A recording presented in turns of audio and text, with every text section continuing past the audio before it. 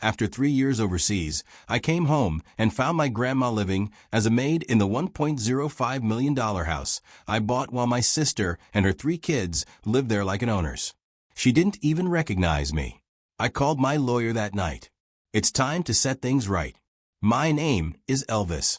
I'm 31, a translator who spent the last 3 years bouncing between conference booths and hotel rooms from Berlin to Abu Dhabi.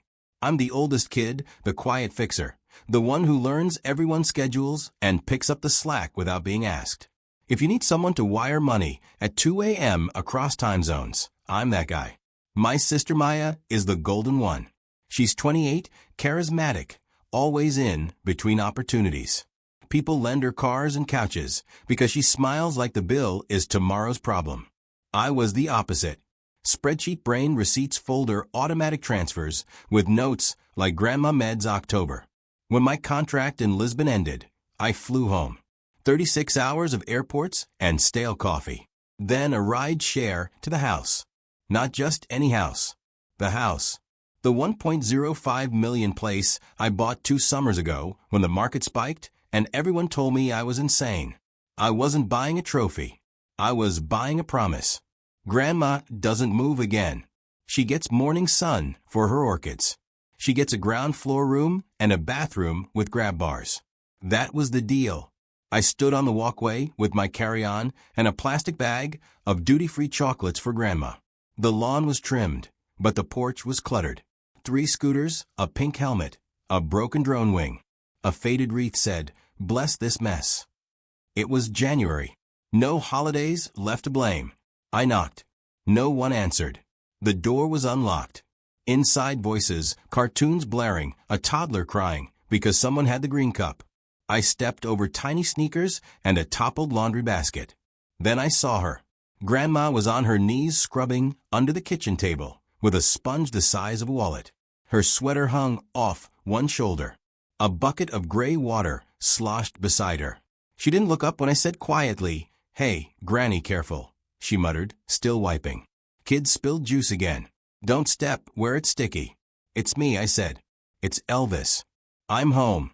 She kept scrubbing. No flicker of recognition. "Elvis," she repeated like a name she'd heard on TV. "You a friend of Moss?" My mouth went dry. "I'm family." She finally glanced up. Her eyes searched my face, then slid away like my features didn't click. I crouched to her level. "It's me." Before she could answer, a voice cut in from the hallway. "Can you take the trash out already?" Maya yelled. "Also, we're out of the good yogurt. Get the blueberry kind next time." She walked in, ponytail, messy leggings, a baby on her hip. She saw me and stopped. "Oh," she said. "You weren't supposed to come till Friday." "Hi," I said. She shifted the baby. "Well, welcome, I guess. Don't mind the chaos. We didn't know you were popping in." Grandma went back to the floor. The sponge squeaked. The baby reached for my glasses like I was a stranger at a bus stop. That was the first crack. Not the yelling, not the money, just my own grandma on the tile, my paid-off floors acting like staff. And the moment she didn't recognize my face, I put the chocolates on the counter and breathed through my nose. The translator in me, the professional listener, filed everything. Tone, words, mess. I swallowed the tirade rising in my throat. "Not yet." "Where's her walker?" I asked. "Garage," Maya said. "It clutters the hall." I nodded once and said nothing. The first trigger landed like a stone in water. The ripples were coming, but not here. Not yet. 3 years ago, the family group chat lit up like a slot machine. Maya was in a pickle. Her lease fell through. Her ex left. Could she stay with Grandma for a while? 2 months max. 3 kids in tow, just till I find a new place. At the time, Grandma rented a tiny house with steps. She'd fallen twice. I was in Tokyo, 17 hours ahead, translating a patent workshop and calculating risk on the subway. I called every lunch break. "We'll move her," I said. "Ground floor, near her doctor. I'll handle it." I found the house ranch style, wide doorways, big yard, ridiculous price. Still, I wired the down payment and swallowed the mortgage like a cold pill. Title in my name, utilities in my name, insurance in my name. I made a simple rule. Grandma is the priority. Everyone else is a guest. The first month, I got 19 FaceTime calls from Maya. Can you Zelle for groceries? The hot water is weird. Do you mind if I use your Amazon for a few things? A few things were $600. Crib sheets, blackout curtains, learning toys. I didn't flip out. We were stabilizing. Month 2, unschooling supplies, extracurriculars. Grandma likes this fancy probiotic. My phone became a calculator with feelings. I put everything on a spreadsheet named House. Cell F12 still says Maya's oil change $89.99. Column H says LOL.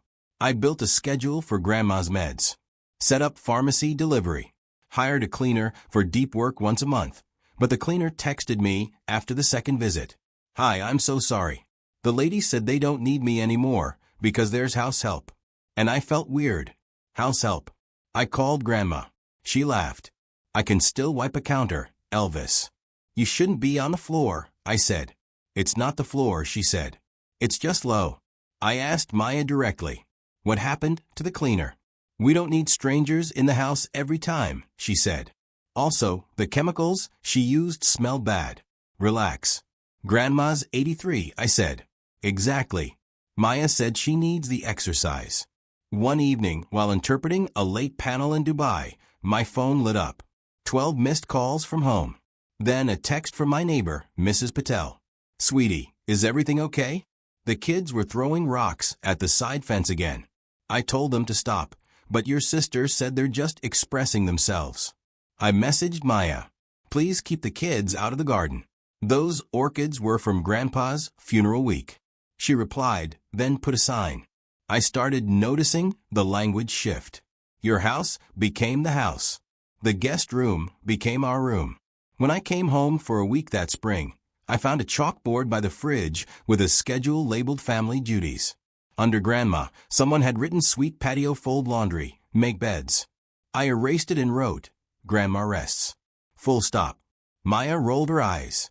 You're so dramatic. Boundaries aren't drama, I said. She shrugged. Well, boundaries are a two-way street. You can't just drop rules from overseas like a landlord. I am the landlord, I said evenly. She smiled without her eyes. Your family. After I left again, the bills crept up. Water spiked. Then electricity.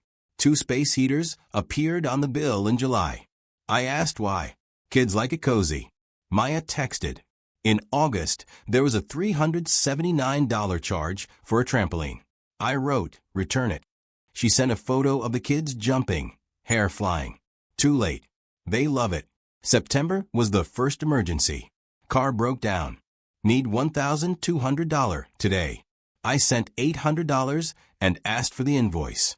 She sent a screenshot of Venmo requests to 3 people. Caption, community care. Every time I pushed back, I became the villain in a story where I owned the house and therefore owed the world. A cousin at a barbecue said, heard you're rich now. I laughed. I translate presentations. I said, but the number that mattered wasn't my income. It was $3,487. That was the monthly nut. Mortgage, insurance, taxes, utilities, meds, groceries.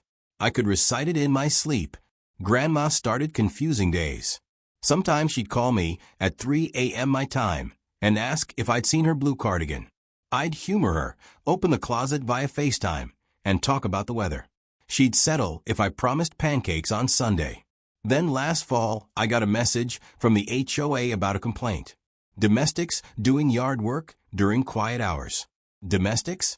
We didn't have staff. We had Grandma. I asked Maya again directly. Who is cleaning? Grandma likes to keep busy. She said it makes her feel useful. She is useful. I said her existence is useful. That's enough. Maya didn't reply. By winter, I was exhausted. I translated 8 straight weeks of technical panels and dreamed in other people's phrases. On my last job, before coming home, I caught myself empathizing out loud into the mic. To clarify, he's not saying you can't do it. He's saying you can't do it for free. And the whole room laughed because the truth sounded simple like that. I booked a flight home. I didn't tell Maya the exact day. I wanted to see the texture of the house without edits. I wanted to see if my fear was a story or a fact. And that's how I walked into my kitchen and found my grandmother on her knees with a sponge and my sister calling me, "You like I wasn't me." "Why is her walker in the garage?" I asked again. Steady. Maya shifted the baby to the other hip. "Because she uses the counters," she said. "We're minimizing clutter." "Chill. Where is she sleeping?" I asked. "In the office." "The office doesn't have the hospital bed." I said it does now. She said. "We swapped rooms because the kids needed the bigger one." Grandma looked up.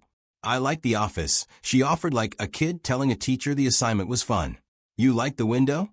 I said. "You don't like the narrow doorway?" Maya snorted. "He comes in once a year and wants to rearrange our whole life." I repeated. She caught herself.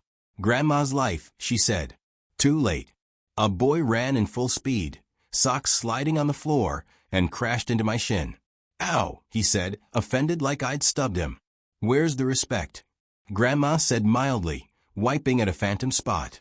I dropped my bag, walked to the garage, and found the walker behind a stack of bins labeled Mewy Keep. I brought it in. "This stays." I said. Maya watched me. "You're making a scene." I looked at her. "I haven't started." She lifted her chin. "We're a family. We help each other. You offered the house. Don't act like it's a favor you can dangle." "I didn't offer you a staff," I said. "I offered Grandma home." "It's both," she said. "You can't separate it." "I can't," I said. "I am." We stared at each other. The baby coo. The TV shouted about a limited time toy you absolutely needed. "Dinner at 6, Maya said like she was the host. "We're ordering Thai. Can you grab the food? Your card's on the app." I was quiet for a long beat. Then I said very calmly, "No." Her eyebrows shot up. No to the card. No to the errands.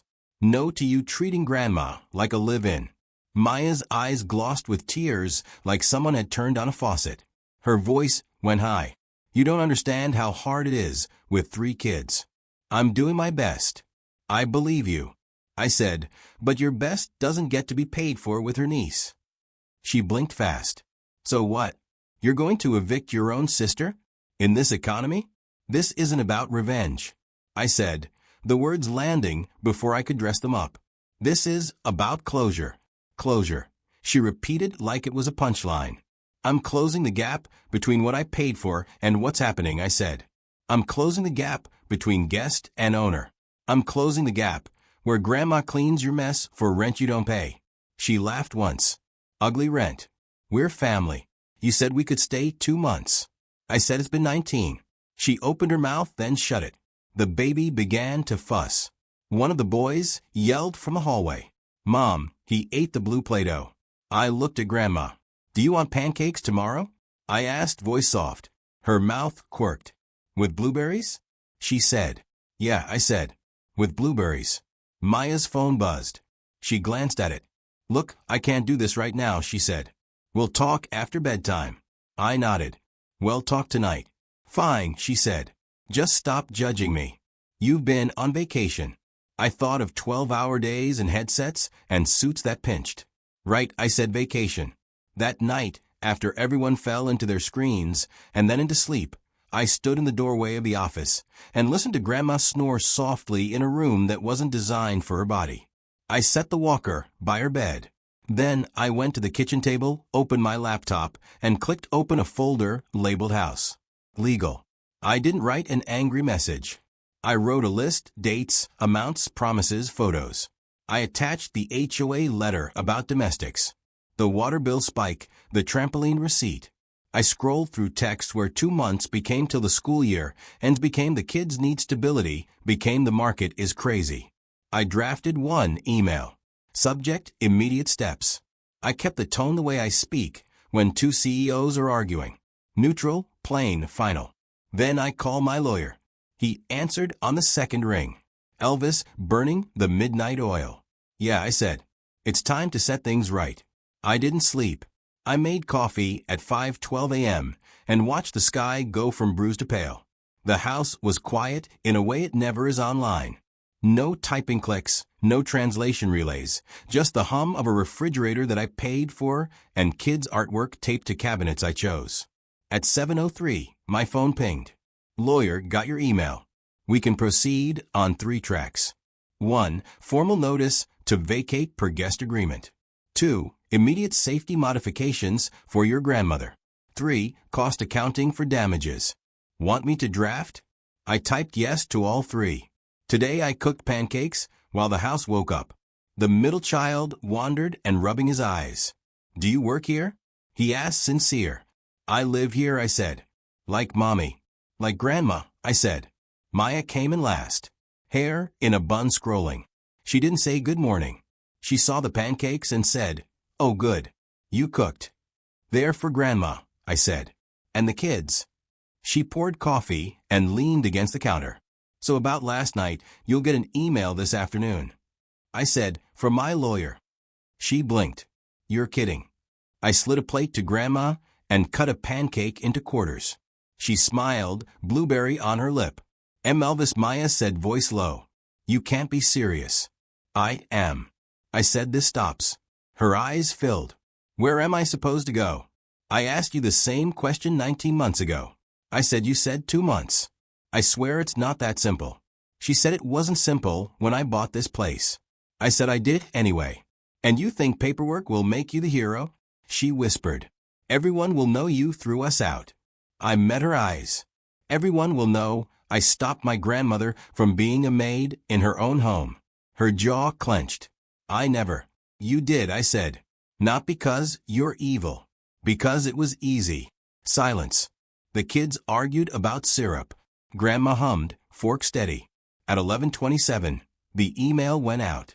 Notice to vacate in 60 days with an earlier move-out incentive. I'd cover first month's rent somewhere. Smaller if she left in 30. A list of safety changes. Walker in the hall. Rugs with grips, grab bars reinstalled, cleaning service reinstated weekly. In an offer, I'd pay for 3 afternoons of childcare a week for 1 month to help her pack.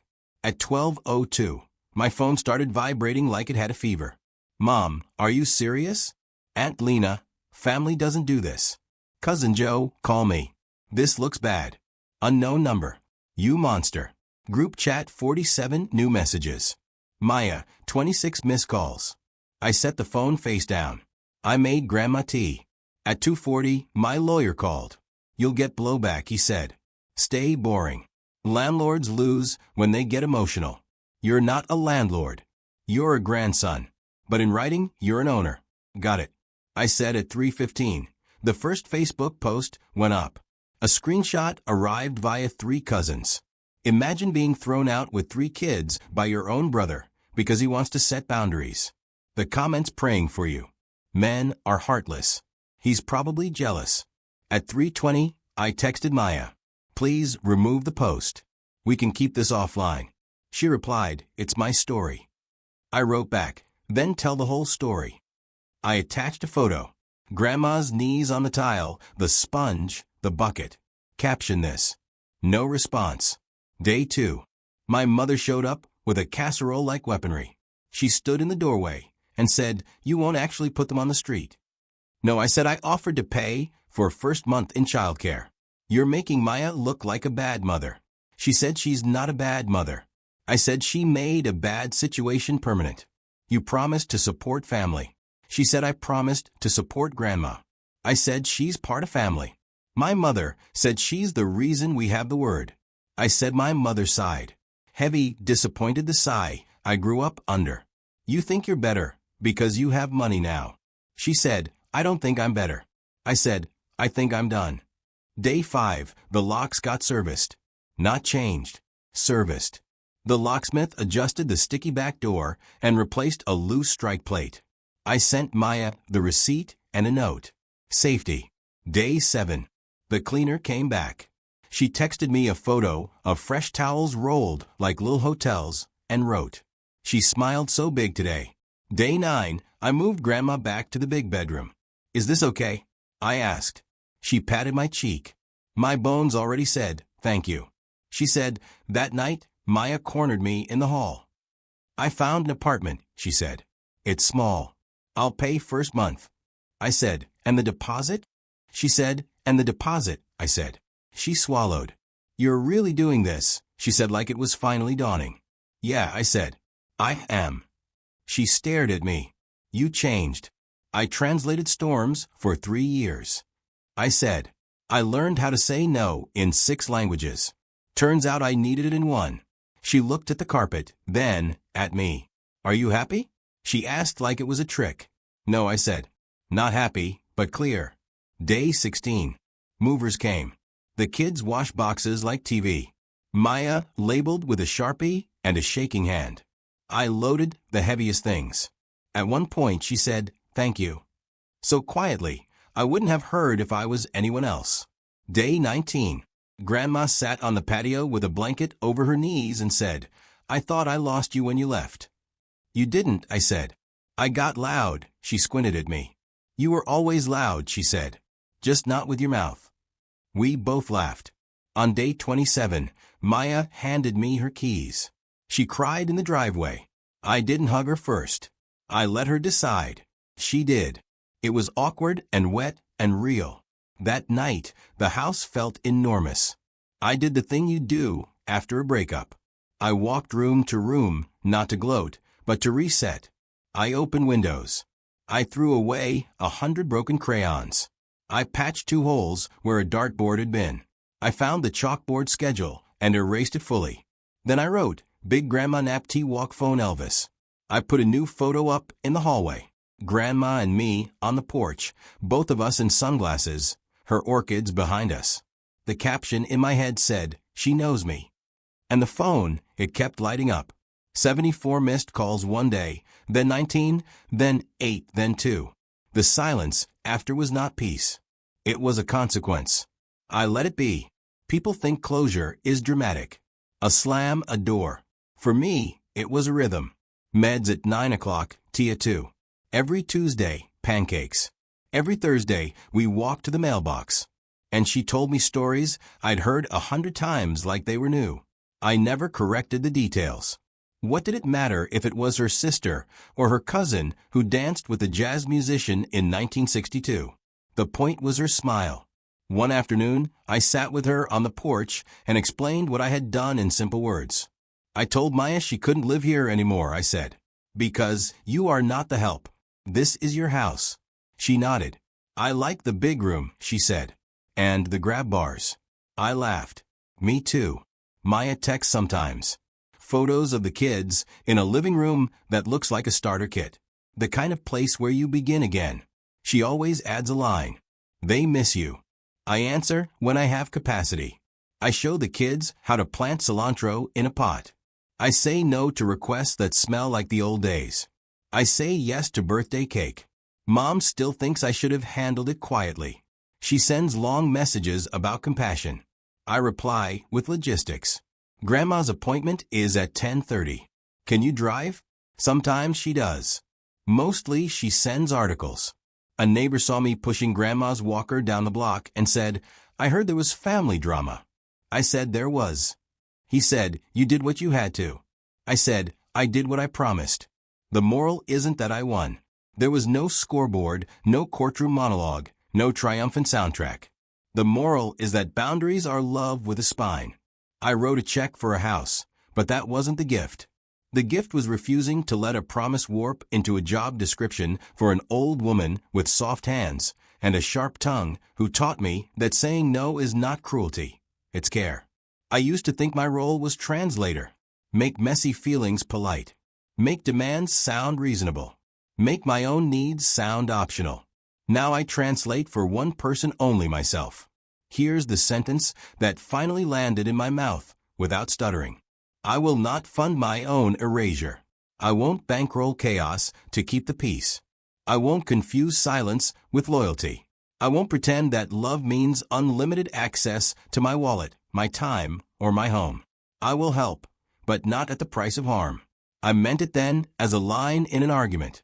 I mean it now as a way of living. Grandma recognizes me every morning. That's my closure. Not perfect, not cinematic, just a warm kitchen, a steady walker, pancakes on Tuesdays, and a door that opens to the person I actually am. And that's enough.